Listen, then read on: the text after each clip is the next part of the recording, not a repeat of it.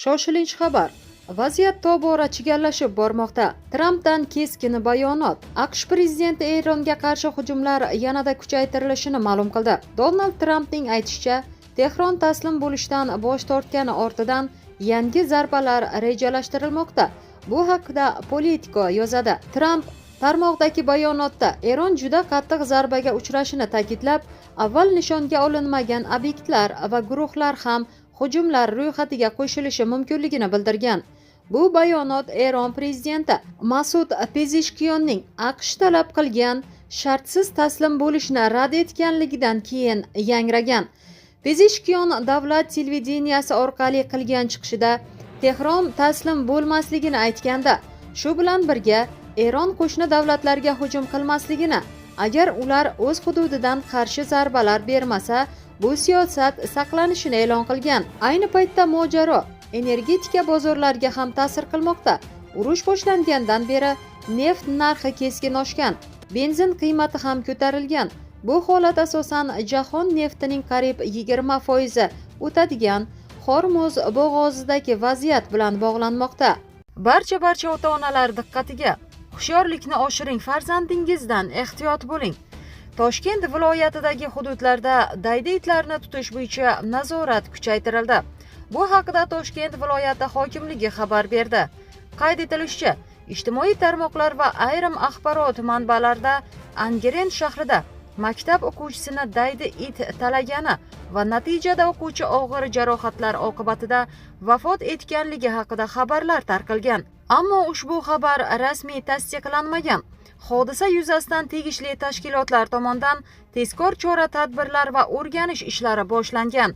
Ayni paytda shahar va viloyat hududida daydi hayvonlarni nazorat qilish, ularni tutish hamda belgilangan maxsus joylarda saqlash ishlari kuchaytirilgan. Chora-tadbirlar natijasida o'quvchi bolani talagan it ham Angren shahar obodonlashtirish bo'limi daydi hayvonlarni tutish guruhi tomonidan tutilgan va akt tuzilib, maxsus saqlash joyiga olib borilgan. Shuningdek, kuni kecha viloyat hokimligi mas'ullari ishtirokidagi shoshilinch muhokamada mutasaddi tashkilotlar, obodonlashtirish xizmati, veterinariya bo'limi, sanitariya-epidemiologik osoyishtalik xizmati hamda boshqa mas'ul idoralarga tezkor chora-tadbirlarni amalga oshirish bo'yicha topshiriqlar berildi, deyiladi hokimlik bergan xabarda. Mazkur holat alohida nazoratga olingan bo'lib, jamoatchilik xavfsizligini ta'minlash borasida barcha zarur choralar ko'rilishi aytilgan. Ko'ngli bo'shlar ko'rishi tavsiya etilmaydi. Navoiyda dahshatli fojia sodir bo'ldi.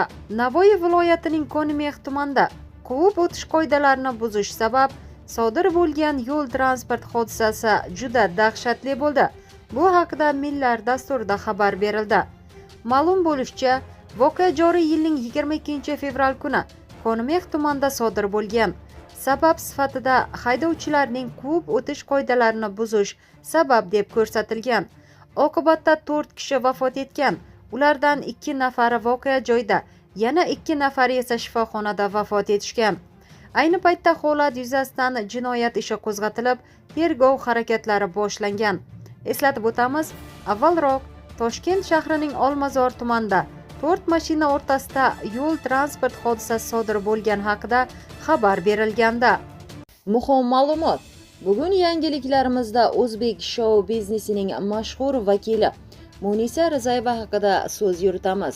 Xonanda so'nggi kunlarda ijtimoiy tarmoqlarda e'lon qilingan video murojaati bilan yana muxlislar e'tiborini tortdi. Unda Munisa Rizayeva Dubaydagi uyida sodir bo'lgan kutilmagan hodisa haqida gapirdi. Xonandaning aytishicha, voqea u oila a'zolari bilan uyda o'tirgan paytida yuz bergan. Kutilmaganda ularning yashash hududi tomon uchuvchisiz uchish apparati, ya'ni bespilotnik qulab tushgan. Bu holat xonanda va uning yaqinlari uchun juda qo'rqinchli lahzalarni keltirib chiqargan.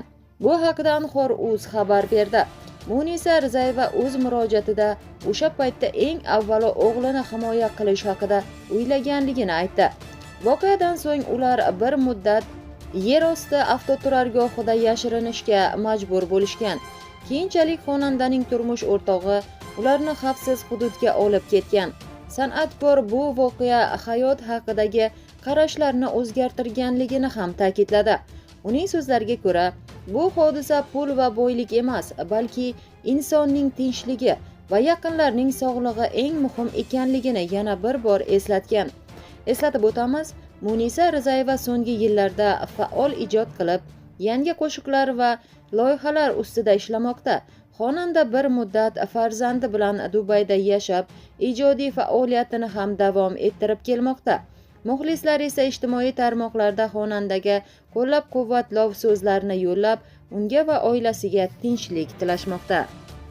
Ogoh bo'ling, vaziyat tobora chigallashib bormoqda. Turkiyada yana bir o'zbekistonlik ayolning jasadi topildi. Avvalroq O'zbekistondan Turkiyaning Balaksir shahriga borgan Dilafruz Choliyeva izsiz g'oyib bo'lgach, yaqinlari tomonidan qidiruvga berilgani aytilganda, Turkiyaning Balaksir viloyatida bo'sh maydondan topilgan jasad 21-yanvardan buyon qidiruvda bo'lgan 46 yoshli O'zbekiston fuqarosi Dilafruz Choliyevaga tegishli ekani aniqlandi. Bu haqida Haberturk nashri yozdi. Ma'lum qilinishicha, Havran tuman jandarma qo'mondonligiga Balaksir shahrining Havran tumaniga qarashli Chamdibi mahallasida bo'sh yer maydondan ayol kishining jasadi topilgani haqida ma'lumot kelib tushgan. Hodisa joyida olib borilgan tekshiruvlar natijasida jasad 21-yanvardan buyon Burxaniya tuman Emeniyat boshqarmasi tomonidan bedarak yo'qolgan shaxs sifatida qidiruvda bo'lgan 46 yoshli O'zbekiston fuqarosi Dilafruz Choliyevaga tegishli ekani ma'lum bo'ldi. Marhumning jasadi sud tibbiy ekspertiza o'tkazish uchun Bursa sud tibbiy muassasasiga yuborilgan. Mazkur holat yuzasidan Choliyevaning sevgilisi ekani aytilgan 44 yoshli I.I, shuningdek uning tanishlari Bene, B.U va M.K qo'lga olindi. Huquq-tartibot idoralariga so'roq jarayonlaridan so'ng sudga chaqirilgan I.I hibsga olinib, qolgan 3 nafar gumondor sud jarayoni davomida qamoqqa olinmasdan shartli ravishda qo'yib yuborilgan. Taxminan bir oydan buyon onasidan darak ololmagan o'g'il Shohrux To'raqulov onasining qandli diabet bilan og'riganligini aytgan. Ma'lumot o'rnida 46 yoshli Dilafruz Choliyeva ishlash uchun Turkiyaga borib, Balaksirning Burxoniya tumanida yashagan. U yerda keksa va bemor kishiga qaragan. Ayol joriy yilning 21-yanvar kuni bozorga chiqish uchun ruxsat olgan va to'satdan g'oyib bo'lgan. Choliyevadan xabar ololmagan yaqinlari uning bedarak yo'qolganligi haqida ariza bergan va voqea yuzasidan O'zbekiston elchixonasi hamda konsulligiga xabardor qilgan. 23-yanvar kuni ish beruvchilar ham Dilafruz Choliyevani qidirib politsiyaga xabar berishgan. Eslatib o'tamiz, avvalroq Turkiyaning Istanbul shahri Shishli tumanida chiqindi yig'uvchi tomonidan axlat konteyneridan o'zbekistonlik Nurdona Hakimevaning jasadi topilganda, keyinroq mazkur ish doirasida u o'ldirilgan Umroniyadagi uyda yana bir o'zbekistonlik ayol Sayyora Ergashaliyeva ham bo'laklab o'ldirilgani aniqlanganda, ko'pchilik uchun sevimli bo'lgan Jahongir Otajonov hozir qayerda va qay ahvolda deb qiziqqanlar uchun muhim ma'lumot e'lon qilindi. O'zbekistonda xizmat ko'rsatgan artist Jahongir Otajonov ayni kunlarda ro'za oyini oila davrasida uy sharoitida o'tkazmoqda. San'atkorning yaqinlari ma'lum qilishicha, u Ramazonni sokin va ibodatga bag'ishlagan ruhda qarshi olishni ma'qul ko'rgan. Shu sababli hozircha ommaviy tadbirlarda va konsert dasturlarida ishtirok etmayapti. Ma'lumotlarga ko'ra, Jahongir Otajonov o'zini yaxshi his qilmoqda. Salomatligi joyida, u vaqtni asosan oila a'zolari bilan birga o'tkazib, ijodiy rejalar ustida ishlamoqda hamda yangi qo'shiqlar ustida tayyorgarlik olib bormoqda. Shuningdek, u ijtimoiy tarmoqlar orqali muxlislari bilan aloqalarni uzmagan. Xonanda o'z murojaatlaridan birida hozirgi keskin vaziyatda barchani ehtiyot bo'lishga, sabr-toqatli va ogoh bo'lishga chaqirgan. U inson salomatligi va osoyishtaligi har narsadan ustun ekanligini ta'kidlab, ro'za oyida mehr-oqibat, hamjihatlik va xayrli amallarni ko'paytirish muhimligini eslatgan.